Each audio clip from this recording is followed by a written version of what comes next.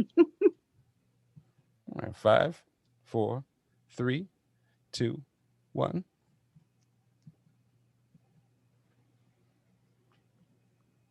Welcome to KC Cares, Kansas City's nonprofit voice. We're telling the stories of Kansas City nonprofits and the people behind them.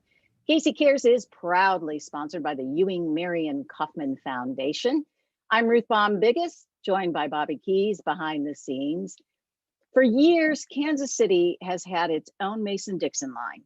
For those of us who've lived here a long time, truce became the dividing line, racially, politically, economically.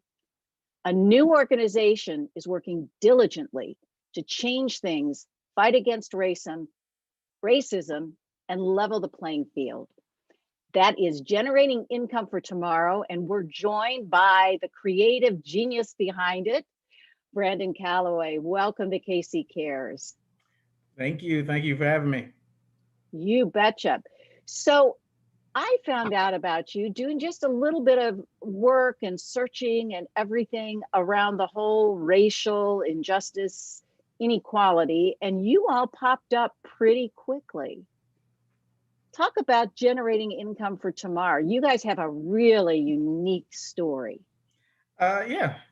And so the real nuts and bolts of what we do is that we raise money and we give out grants to Black-owned businesses, while specifically focusing on those businesses that are operating or located in the urban core of the city. So the area east of Troost, that is the historically redlined area of the city where Black poverty is intentionally made to be most concentrated.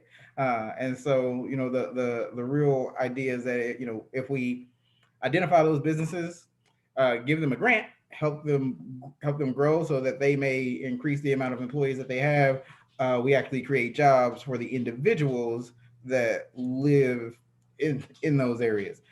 And so it's really urban job creation through Black business expansion and seeking to really revitalize the whole area and turn it from an economic desert to an area of economic prosperity.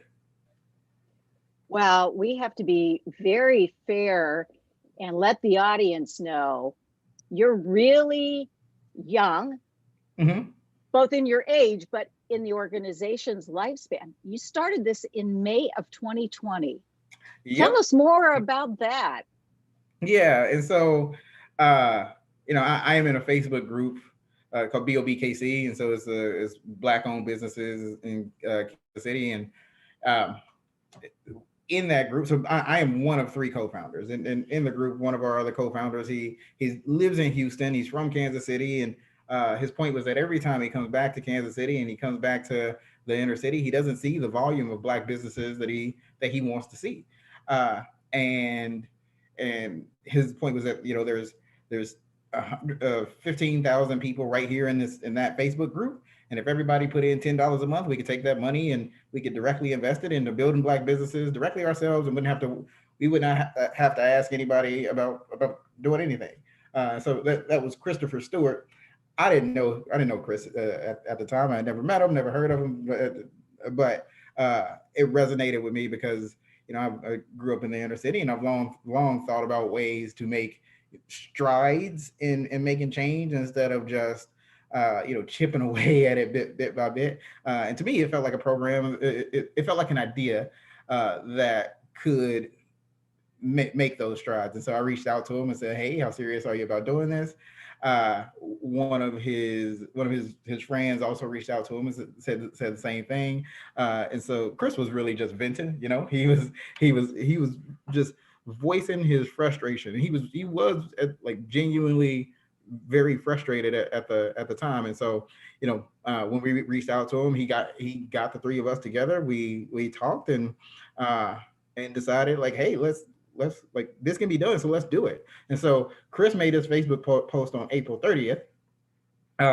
We had our first conversation, all three of us, on May 2nd, and that's when we got the let's do it. And so May 5th we filed our paperwork and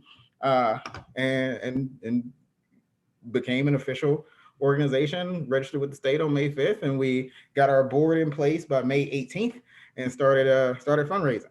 Uh, and yeah. And so Chris, Gift is Chris's idea. Um, I wrote the plan, so I did our research. I just wrote the plan of what we're gonna do, how we're gonna do, why, and all of that. And Cornell, so our other co-founder, he crafted our message. He has a strong marketing background, and he's also from the inner city of Kansas City. Grew up and graduated and all of that. And so yeah, he wrote Chris. It was Chris's idea. I wrote the plan. Cornell crafted the message, and we all got together, and that's how we got here.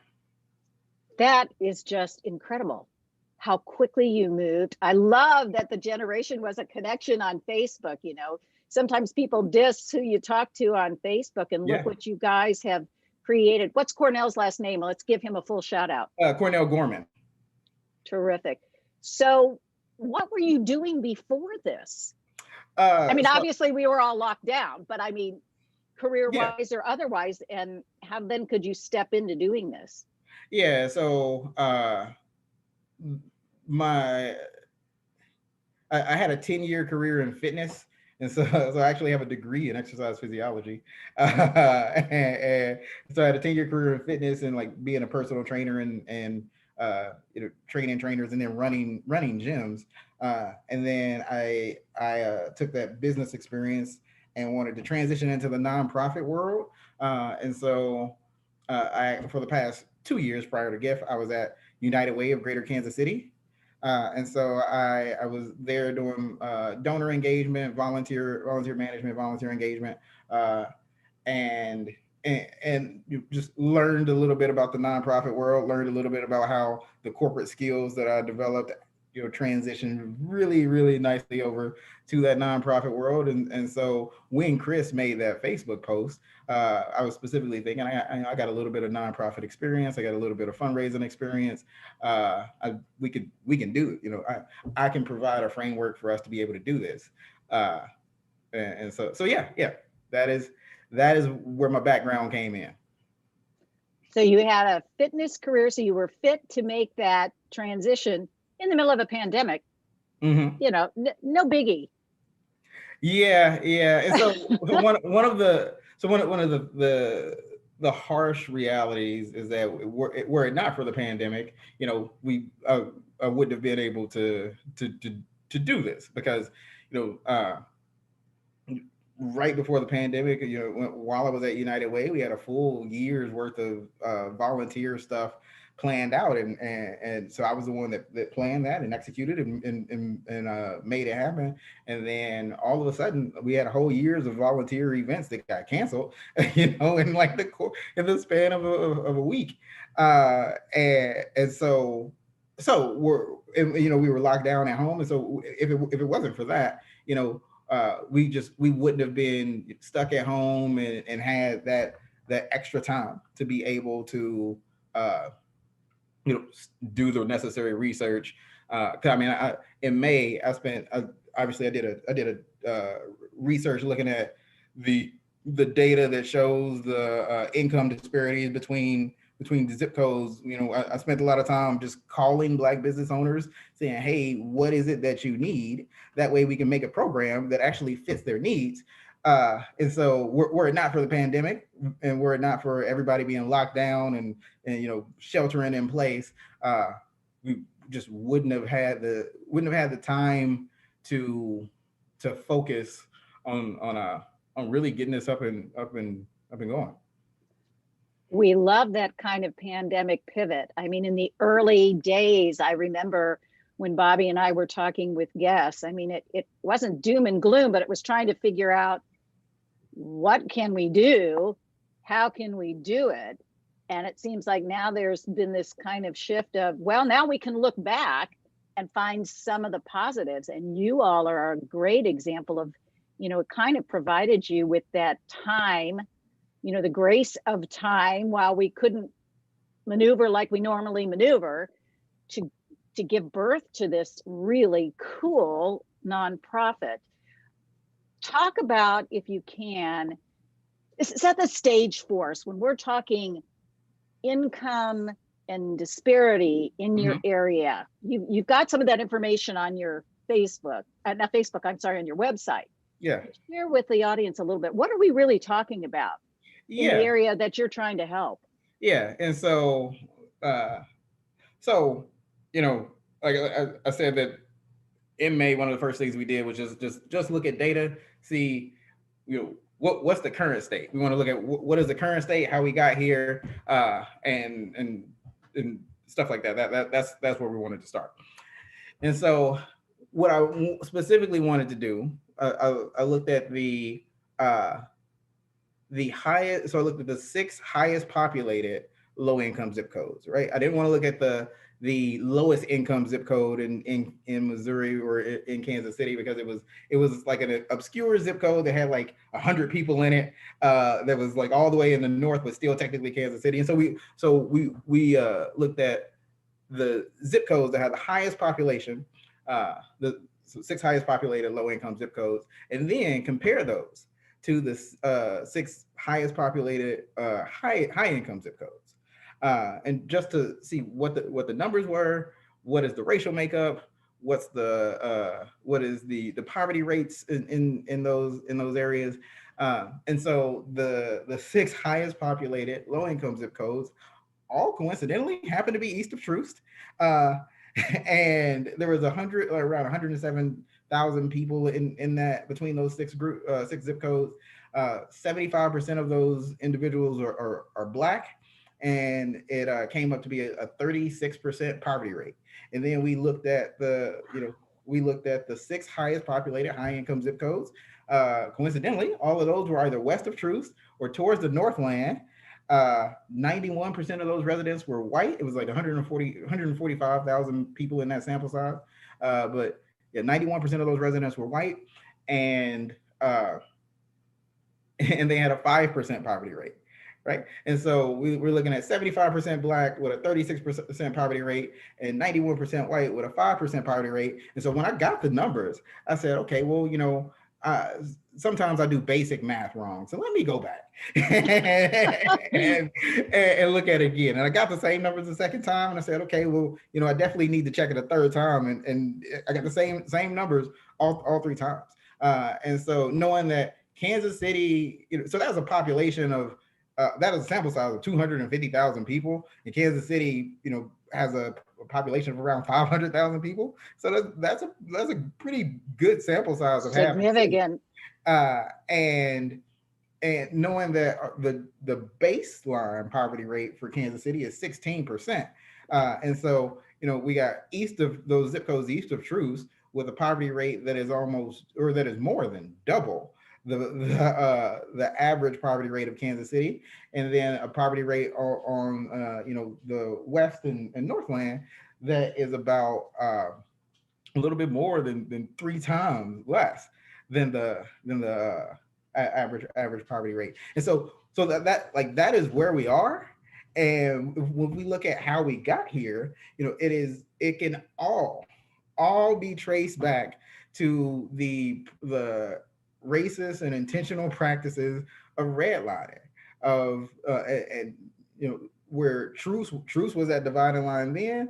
That data still shows that truth is the dividing line now, where individuals that lived east of Troost were not given home loans. We're not given any kind of bank loans, simply because it was a predominantly Black area. And I mean, and then you look at our data didn't even actually look at things like Shawnee Mission and Olathe and Overland Park, because we stayed in like Kansas City, Missouri proper. But if I was wondering if you even jumped the state line and what those numbers would have been. You just stuck with the really gap numbers on Missouri. Yeah, and so which is really the east side versus the east of Troost area, so the Prospects and Paseo and all of those areas versus like Brookside and the Plaza and Westport. and when we think of those income like income inequalities, you might think of, you know, like the East Side versus Olathe, and so we didn't even go there, uh, and it's just the practices of redlining, where, you know, and even the racially restricted covenants that specifically said, you know, I think like Prairie Village was one of the first racially restricted covenants that said, you know, no land in this, you know, in this covenant can be owned by people of African American descent. Uh, and like there were other categories of people that couldn't own land there, but it just, it was the beginning of, not even the beginning. It was a huge step in cementing that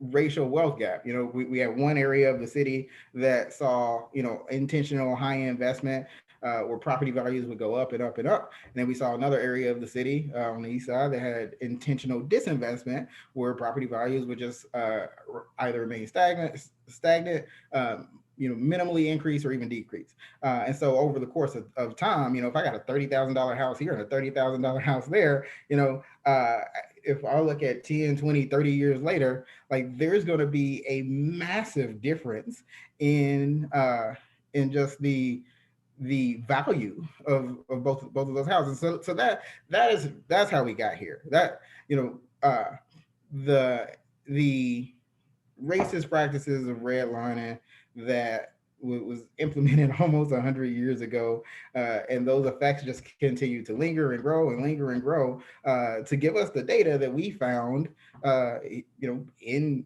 2020. And then, you know, I try not to go on a tangent, but, you know, the one response or challenge that we might get, or that we've gotten sometime, is, you know, well, the government has tried with the, like, you know, the Fair Housing Act, you know, the Community Reinvestment Act, and if you look at those today, those are like, the Community Reinvestment Act specifically was made to address redlining. Say, hey, banks, you intentionally disinvested in this area for decades. Can you please reinvest in it? And the banks say, okay. Oh, go ahead. I was just going to say, let's take a quick break and we'll Okay. come back and we'll talk about how you used facts to build what generating income for tomorrow is doing today. Yeah.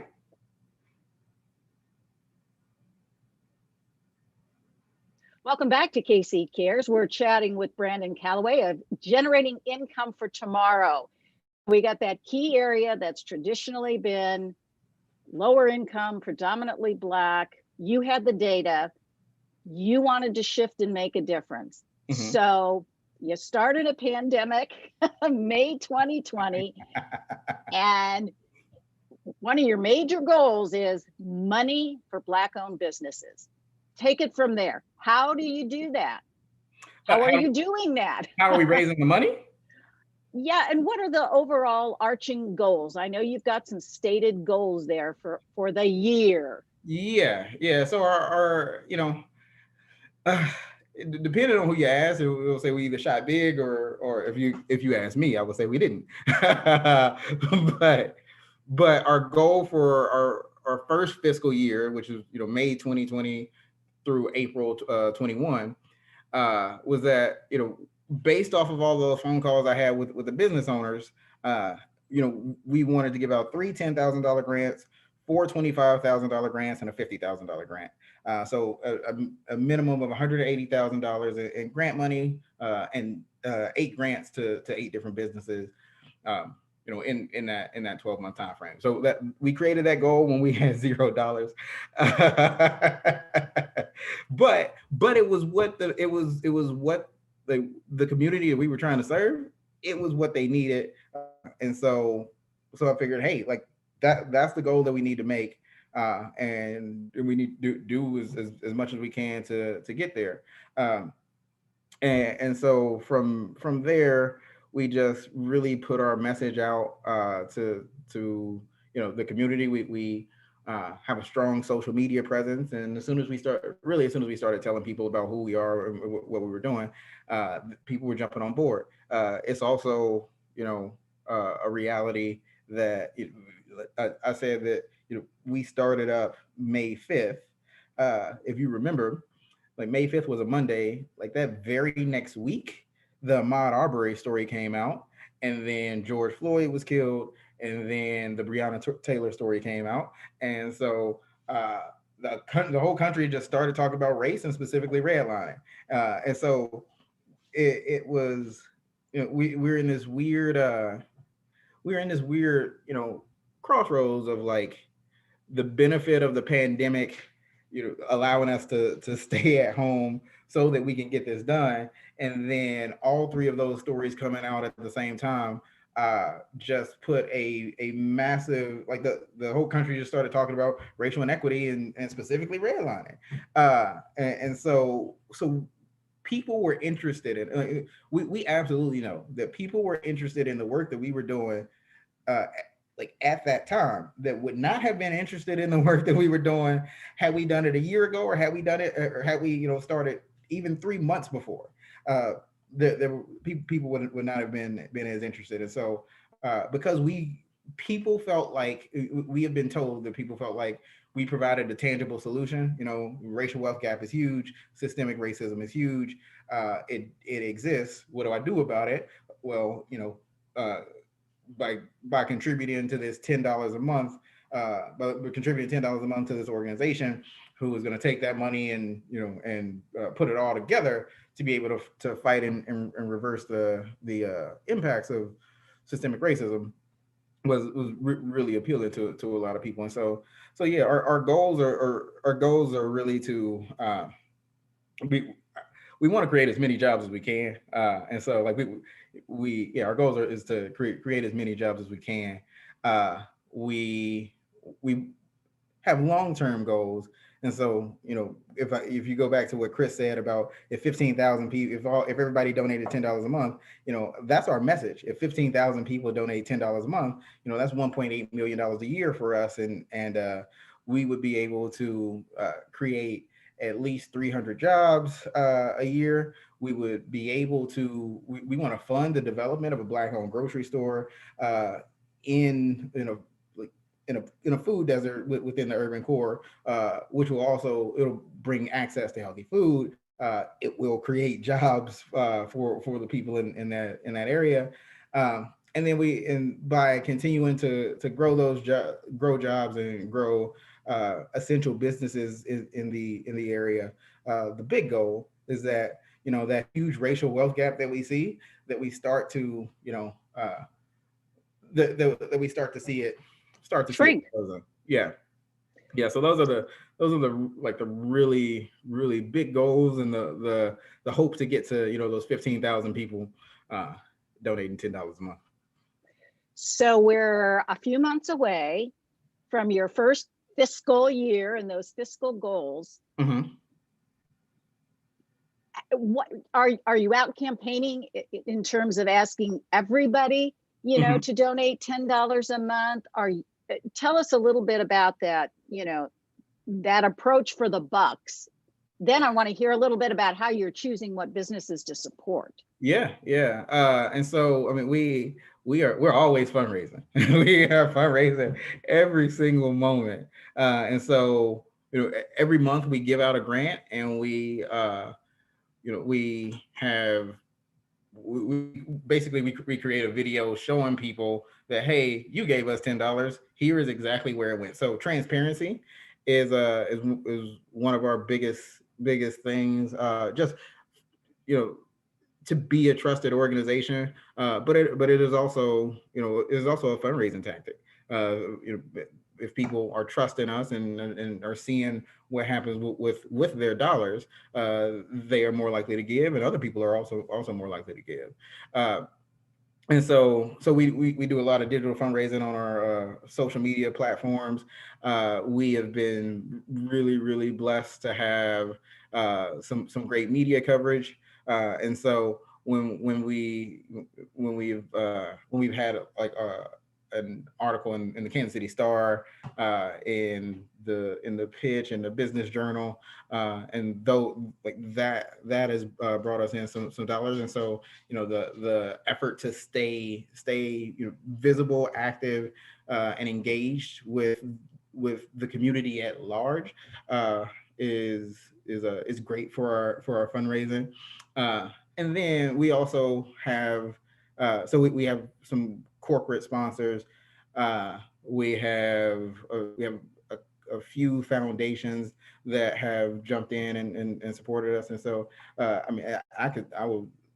I'm not shy about our numbers, so I'll tell you now that we have. Let me make sure I get these numbers right though.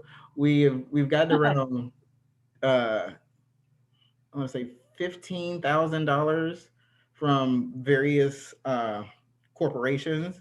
We've gotten around, I want to say, $70,000 to $80,000 uh, from foundations, from probably three or four different foundations, and then we've gotten over 180,000. So we're at a 275,000 so far for our fiscal year. And Wow, congratulations to you. That's yeah, phenomenal. thank So you, thank you. if folks in our audience want to support you, where are the best places to go? Is it your website? Share. Yep. Yep. So you can go to kansascitygift.org. We are super technologically friendly, and so you can text gift KC to 44321 and get the link sent right to your phone. And obviously that the other 170 or 100 over 180 that that didn't come from corporations or foundations, came from individuals. Uh, so yeah, we've been really lucky. That's incredible. So how are you choosing what businesses to support? I would think from a business standpoint, if you're allowed to apply, I would be very competitive. How does that part of your system work? It is very competitive. We opened up our grant application October 1st. And so obviously the first thing to say is we have an actual application on our website. So there's a tab on the website that says get funded. People can go there and apply for grant funding. Uh, so October 1st, we opened it up. I think I'm about 85 applicants so far. So, so you can imagine that I'm like, oh, we need more money, but so we're at 85 applicants. We have a board that meets uh for 2 hours a month, or so we meet twice a month, 2 hours at a time. So four hours a month. And we look at all the grant applications. We look at the six best grant applications, or the six strongest, and then we, at our first board meeting, we deliberate, and we talk about we talk about the businesses in comparison to the goals that we're trying to meet by impacting the community. And so we look at, does this business have a high propensity for job creation? Is it a business that has that it is ranked more towards the essential businesses? So is it a grocery store versus a luxury spa? Uh, is it in our zip codes? Do they have a clear plan for how they're going to use the money, how this money will change their business and propel their growth into the future? Because what we don't want to do is just give somebody, we don't want to give anybody a grant and have them be in the same position that they're in, prior to that grant. We want to actually spur growth. And so we look at all of those things, and we pare it down to three. And then the next week we bring in those three and we interview them. We dive deeper into their financials, deeper into their plan, their goals, and then from there we make the decision for that month, and we we give out the grant. And so we do it on a monthly basis because, Ruth, you may remember that I said that back in May when we set the goal of $180,000, we had $0. And so I told my board, I said we probably want to do we should probably meet every month to make sure that because we and I had no idea in October if we would have the money to be able to make all the grants at once. I said, we'll keep having money come in, so we'll keep we'll give out one grant a month. And that is actually, it's been a really good process for us. It has allowed us to really be focused and dive deeper than it would if we were looking at all 80 at once, and just trying to make all 8 grants at the same time. And then I should also say that we because there's likely going to be this question about what else do you give them besides money. And so we actually pay for 12 months of business consulting. And so we partnered with Entrepreneur Business Basics, their Black-led business consulting firm. And so everybody we give a grant to, we pay for 12 months of business consulting at EBB. So that they can help keep them on track with their business plan, and just keep them and keep them on track and help them out all together. We pay for an accountant for 12 months. So the accountant, sets up QuickBooks, does their books for them, and does their books alongside them, and teaches them how to do it for that year. So at the end of that 12 months, they could keep that accountant, they could retain that accountant themselves. Or should they feel comfortable enough after learning it for 12 months, they can attempt to take it over themselves. We partnered with an organization called Beverage Sci, and so they're a marketing and branding firm based out of DC. They have a few employees here in Kansas City, and so they're giving everybody we give a grant to, they give 10 free hours of marketing and design consulting. So they'll help redo their logo or just help them with a basic marketing plan. And then Hush Blackwell, we've recently partnered with them, and so everybody that we give a grant to, Hush Blackwell is actually meets with them and does a consultation, and potentially takes them on as a full pro bono client.